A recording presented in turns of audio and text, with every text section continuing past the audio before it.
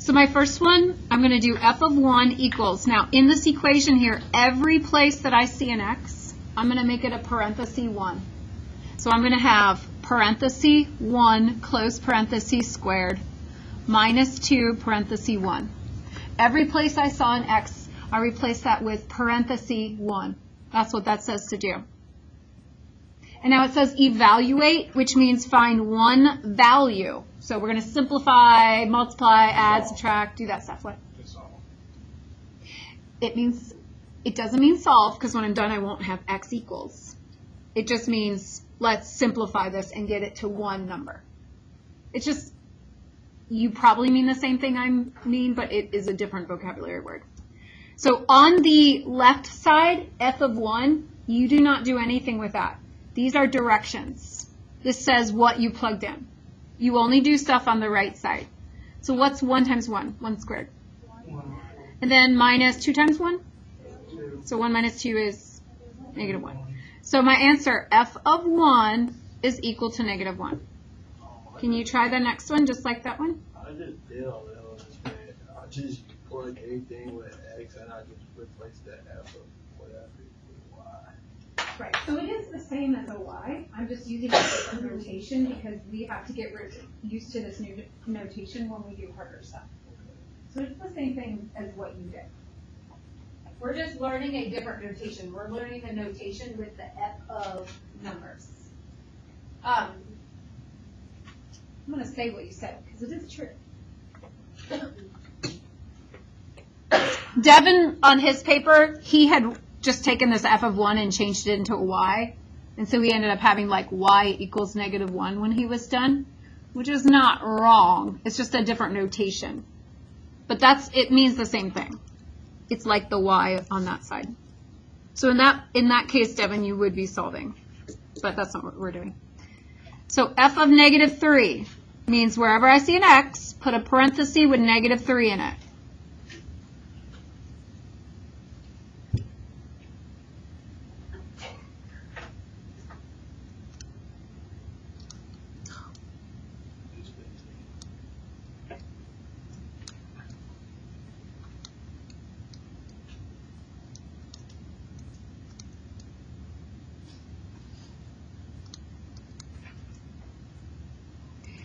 All right, I could see you guys getting 4 different answers. 3, negative 3, 15, or negative 15. If you didn't get any of those answers, I think you went way wrong. How did you get 4 answers?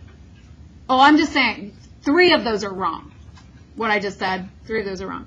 My very first step is you do order of operations square. What happens when you do negative 3 multiplied by itself?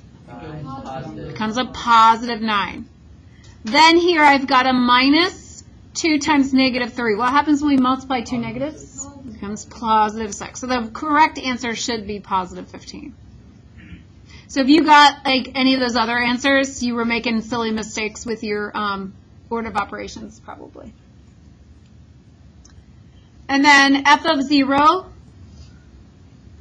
wherever I see an x, make it a 0 in parentheses. And we don't do anything to the left side, just to the right. 0 squared is 0 minus, what's 2 times 0? 0. So I get 0. F of 0 is 0. So we need to know how to do that to apply that to today's stuff. So yesterday, no, 2 days ago, 3 days ago, I don't remember, we were talking about translations. Just a reminder, this is back in here. If you're doing translations, those slide a graph left or right if it's horizontal, or slides the graph up or down if it's vertical. This is all reminder stuff.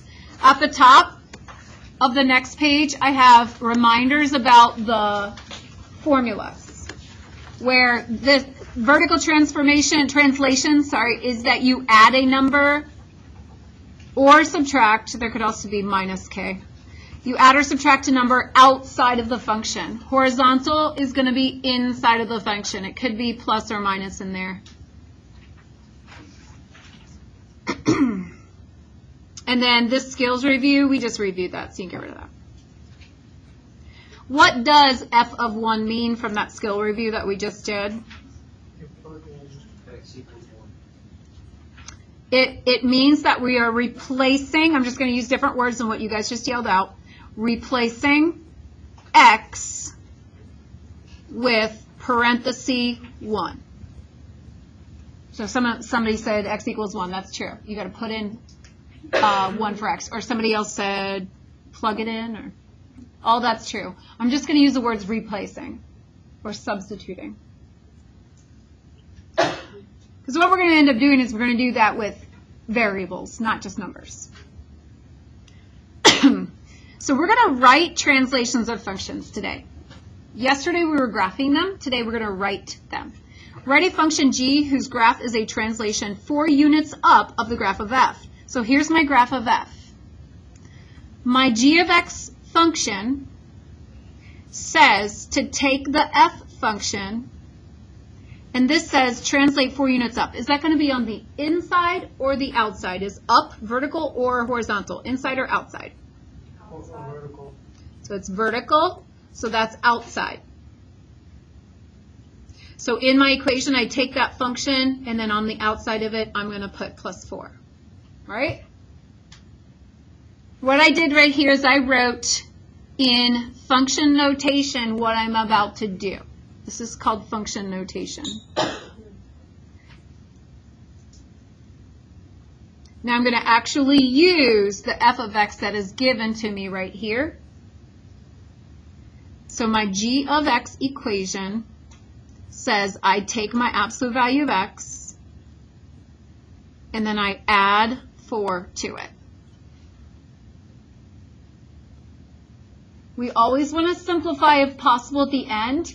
So can I add together an absolute value of x plus 4 and have it equal anything different than just absolute value of x plus 4? Did you understand what I meant? Okay. Do I need these brackets around here? Like, this is addition, so I don't really need them. When I simplify it, it will just be absolute value of x plus 4. That was me simplifying it. I didn't need those brackets. Sometimes you will, which is why I'm putting the brackets in, but you didn't need them for that. Wait, in what cases do we need the brackets? We will do examples. Okay. I'm not about to like try to say it. We'll just do it. Okay, B, write a function h. So it is naming the function h. See, the last one was g. This one's h, whose graph is a translation 8 units down of the graph of f. So this time we're going to do h of x. And we are taking our f of x, and then we are going down, so minus 8 on the outside of the function. Do you see how I said take the function and then subtract 8? Now I'm going to plug in the function. That's what my second part is here. H of x. What is my function? Absolute value of x. Where did I get that from? Where did I get that from? How did I know it was absolute value of x? It was right here in the directions. That's where I'm getting it from. And then I'm going to subtract 8. And then I don't need the brackets for this one. So I just simplify it. Absolute value of x minus 8. So we've got function notation over here, and then we actually plug in the function on this side. Write a function m whose graph is a translation 5 units to the right of the graph of f. Okay, so m is the name of the function, m. We write that as m of x. Now this time it's to the right. So to the right is horizontal, which is inside. And we can look right up here at my little helpful box right here that kind of shows you how to write the function notation. If it's to the right, it's horizontal, it's inside, that also means it's opposite. Remember, if it's horizontal, it's going to go opposite. So the way we're going to start writing this is you're going to write f of, and it's going to be on the inside, x. Now, if I'm going to the right is normally positive. So I'm going to put subtraction 5.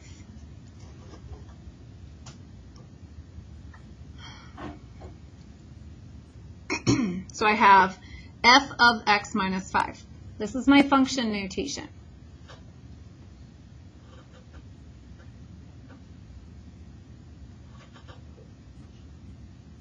So on this side, I'm going to plug into the function. So if it's on the inside, that is the stuff we did at the beginning of class. What does f of 1 mean? It means we replace x with parenthesis x, or parenthesis 1. What does f of parenthesis x minus 5 mean? That means I replace x with parenthesis x minus 5. Any place I see an x, I replace it with the parenthesis x minus 5. The same thing that we did at the beginning of class. So my m of x is taking my absolute value of x and replacing it with parenthesis x minus 5.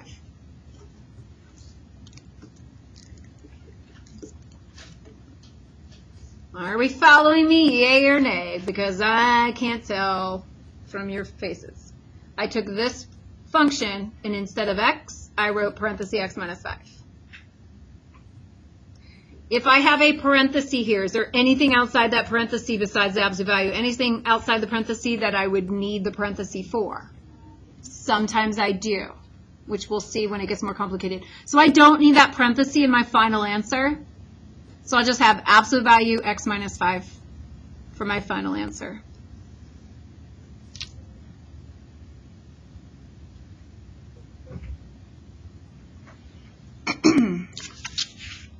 Write a function p whose graph is a translation 6 units left of the graph of f.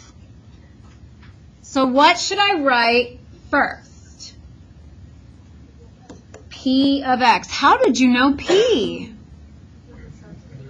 They tell you what to name it. I'm going to start with p of x. And then is this a horizontal or vertical?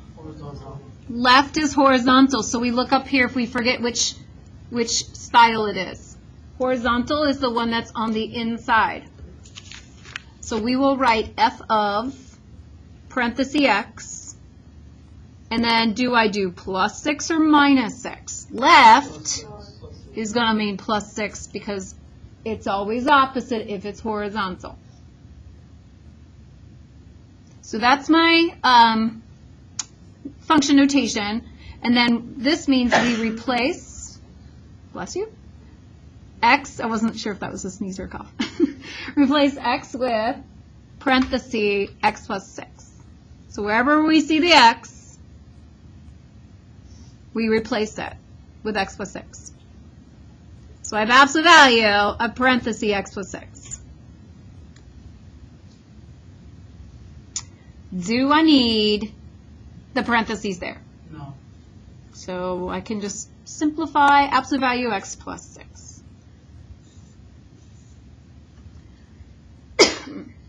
And that's as far as you go. Dylan. Please fill out your planner and make it snappy because you will miss something important.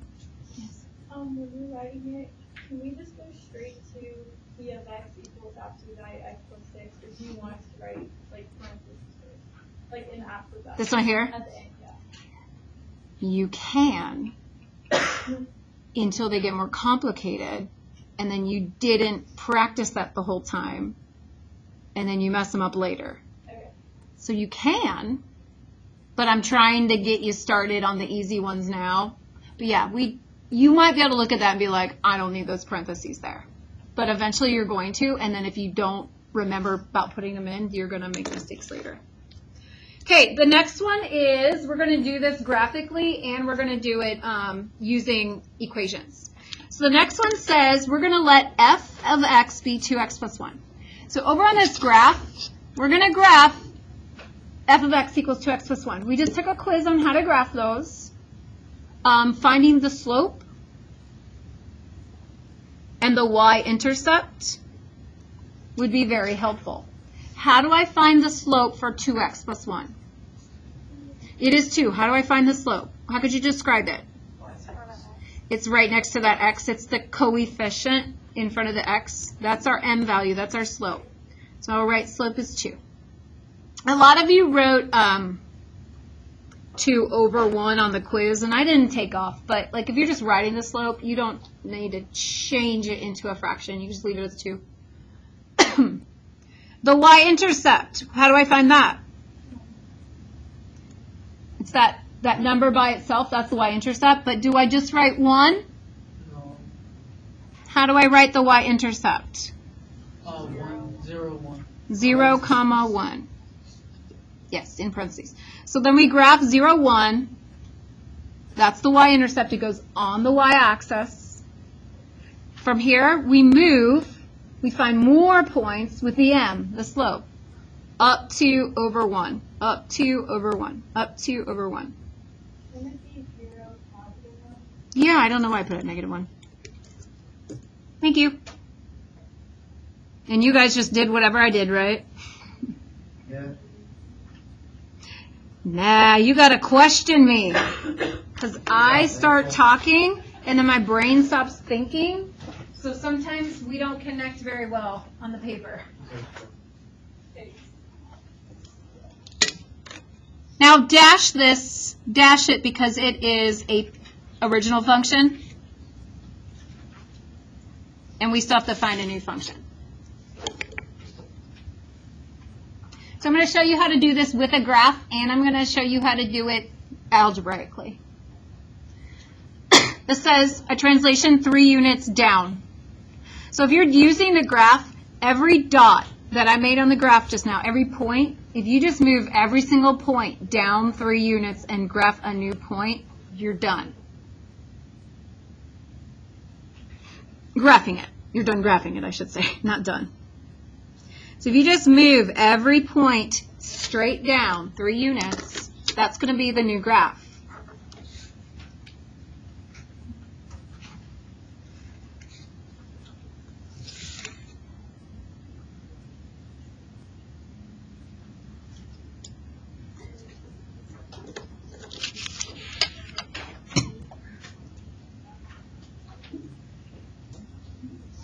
So I just moved each point down 3 units. Is this too light? You guys in the back, is this green too light?